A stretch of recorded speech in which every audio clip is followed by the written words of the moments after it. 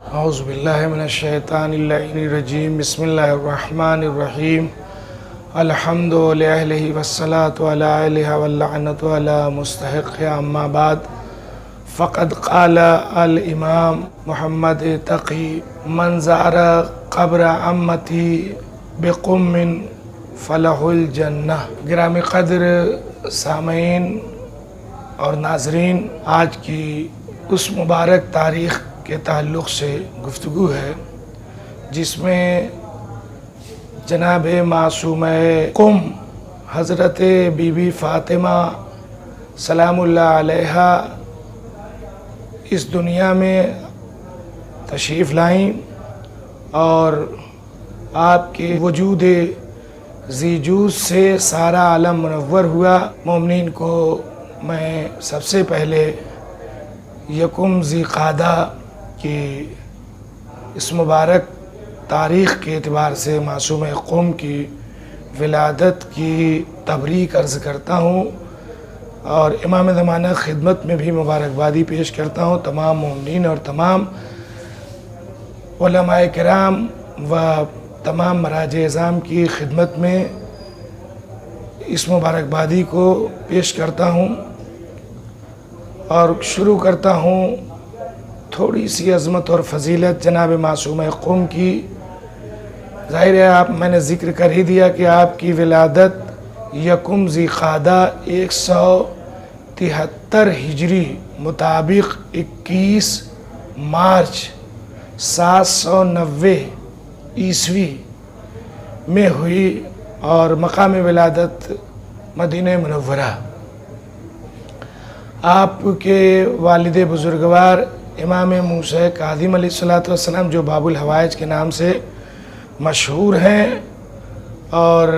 آپ کے بھائی حضرت امام رضا علیہ السلام جن کا مشہد خراسان میں مزار مقدس آج بھی تمام مومنین اور ملائکہ کی زیارت گاہ بنا ہوا ہے، اور ویسے ہی جناب معصومہ قم کا وہ روضہ جو پرشکو ہے اور قم کی عظمت کا اعلان کرتا ہے، یہ قم وہ جگہ ہے کہ جس کے بارے میں امام جعفر صادق علیہ السلام نے فرمایا کہ اللہ کا حرم مکہ معظمہ ہے اور رسول خدا کا حرم مدینہ منورہ ہے، اور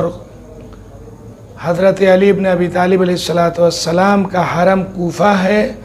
اور ہم اہل بیت کا حرم قم ہے۔ قم عش آل محمد ہے۔ قم کی بڑی فضیلت ہے، بے پناہ عظمت ہے۔ اسی جگہ کے اوپر یہ پارہ تن حضرت موسیٰ بن جعفر دفن ہے، اور اسی روایت میں ہے کہ امام جعفر صادق علیہ السلام نے فرمایا تھا کہ عنقریب میری جو ہے وہ خاندان کی ایک بیٹی دفن ہوگی وہاں جس کا نام فاطمہ ہوگا، اور وہ بعد میں ظاہر ہے کہ معصومہ قم کے نام سے، اور یہ بھی لقب آپ کو امام رضا علیہ السلام نے دیا تھا۔ سوچیں آپ ناظرین کہ معصوم کسی کو معصومہ کہیں، اس گھر میں فاطمہ جناب مادر حسنین ہیں، اس میں کوئی شک نہیں کہ ان کی عظمت بہت عظیم ہے۔ وہ خاتون جنت ہیں، ام الائمہ ہیں، جناب امیر المومنین کی زوجہ ہیں، جناب حضرت سرکار سید الانبیاء کی بیٹی ہیں، دختر ہیں، بذات الرسول کہلاتی ہیں، بے پناہ حدیثیں ہیں، ملکہ آئے تطہیر ہیں،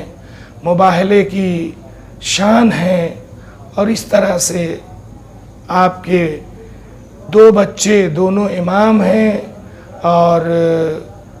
وہ بھی سردار جوانان جنت الحسن والحسین و سیدہ شباب اہل جنہ۔ عزیزو یہیں سے میں ایک جملہ کہنا چاہتا ہوں اور جواب بھی ہو جائے گا۔ اس ملعون کا جس نے جناب فاطمہ زہرا کی شان میں گستاخی کرتے ہوئے خلیفہ وقت کا نام لے کر کہا کہ ان کے مقابلے میں باغ فدق کا مطالبہ کرنے کی بنیاد پر اس نے خلیفہ وقت کو جو ہے وہ صحیح ٹھہرایا اور جناب فاطمہ کو خطا پر ٹھہرایا، العیاذ باللہ۔ ظاہر ہے کہ فاطمہ کو برادران اہل سنت نے بھی، اور برادران شیعہ کی بات ہی الگ ہے، کسی نے بھی جو ہے وہ کم عظمت نہیں دی ہے۔ خود برادران اہل سنت نے بھی جناب فاطمہ کو بہت عظمت دی ہے، اور ظاہر سی بات ہے کہ کیا تقابل ہے کسی امت کی بیٹی سے، کسی امت کی ماں سے۔ وہ جنت کے جوانوں کے سردار کی ماں ہیں، وہ زوجہ ہیں جناب امیر المومنین جیسے ذوالفضائل کی، وہ بیٹی ہیں جناب حضرت رسول خدا کی، وہ ایسی بیٹی کی جن کی تعظیم کے لیے رسول اٹھتے تھے۔ ظاہر تمام انبیاء کا سردار کسی کی تعظیم کے لیے اٹھے، اور اسے کوئی آج امتی چند کتابوں کو رٹ لے، یعنی جس کی اصل کا پتہ نہ ہو، وہی فاطمہ کو خطا پہ کہہ سکتا ہے۔ جس کی اصل کا پتہ نہ ہو، جس کے وجود جو ہے وہ ناجائز ہو، وہی یہ کہہ سکتا ہے کہ فاطمہ خطا پر تھیں۔ اس لیے کہ آیہ تطہیر میں رجس سے دور رہنے کا ان ہستیوں کے اعلان ہے، جس کو علماء اہل سنت اور شیعہ دونوں نے لکھا ہے۔ تفسیر کبیر کے اندر اجلہ علماء اہل سنت امام فخر الدین رازی نے نام لیا ہے کہ کون کون ہستیاں صاحبان تطہیر میں ہیں، اور اسی طرح سے در منشور میں امام جلال الدین سیوطی نے بھی لکھا ہے، اور اس میں فاطمہ کا نام ہے۔ اور اللہ کا یہ ارادہ اور اللہ کا یہ اعلان ہے کہ ہم نے ہر رجس سے دور کیا۔ تو ظاہر سی بات ہے کہ جو ہر رجس سے دور ہو، اس کو کوئی کہے کہ غلط ہے یا اس کو کوئی کہے کہ خطا ہے، یہ خود اس کے ماں باپ کی خطا ہے۔ جو جلالوی ملعون نے یہ جسارت کی ہے، ہم اس پیغام کے ذریعے سے اظہار بیزاری بھی کرتے ہیں، اور خدا کی قیامت تک اس ملعون پر لعنت